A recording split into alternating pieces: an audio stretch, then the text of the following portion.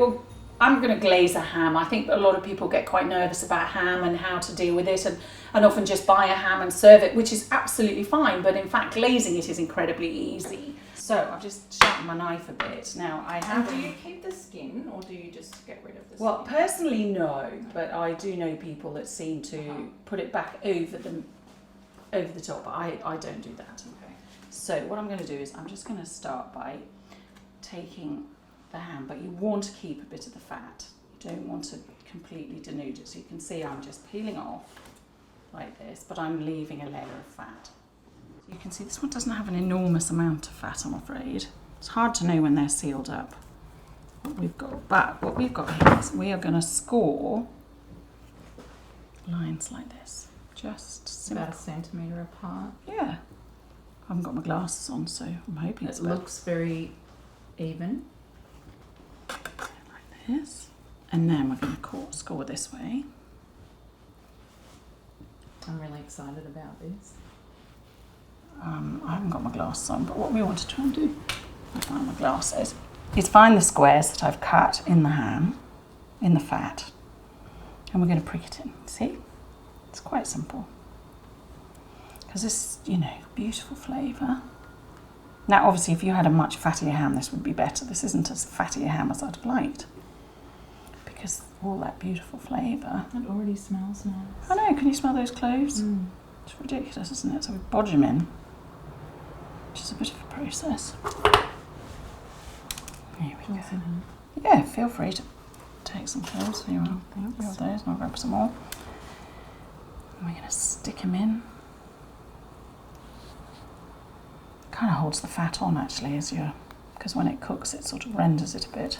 Right, you can see. So the concept's there. Right, while you're still bodging, I'm going to get.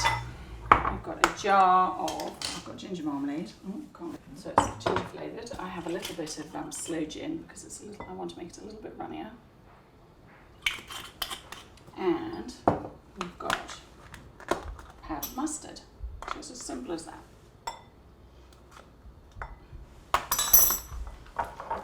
Push this around. So it's a bit like a paste. Yeah. Right, so next is we very carefully, without dislodging the cloves, rub on the glaze.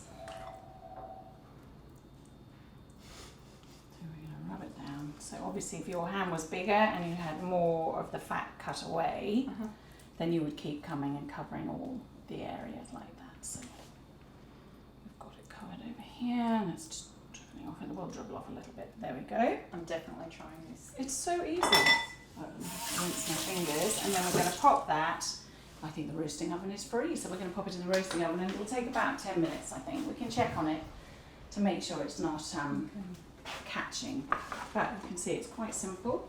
And we'll pop that in just on the bottom set of rungs.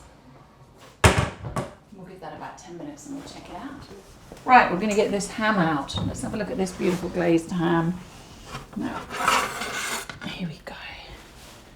So you can see we've got the most beautiful colour, which is, caramelised. We've coloured it up. The glaze has set in nicely. You've got good scoring from where I cut the diamond pattern with the ham, and the cloves are sort of holding the pieces of fat in. Now, obviously, if it was a big bit of ham, you'd have done twice the amount. And the ham is now beautifully warm, ready for slicing, and it should be utterly delicious. I mean, obviously, you don't want to eat the cloves, but you just pick them out as you cut.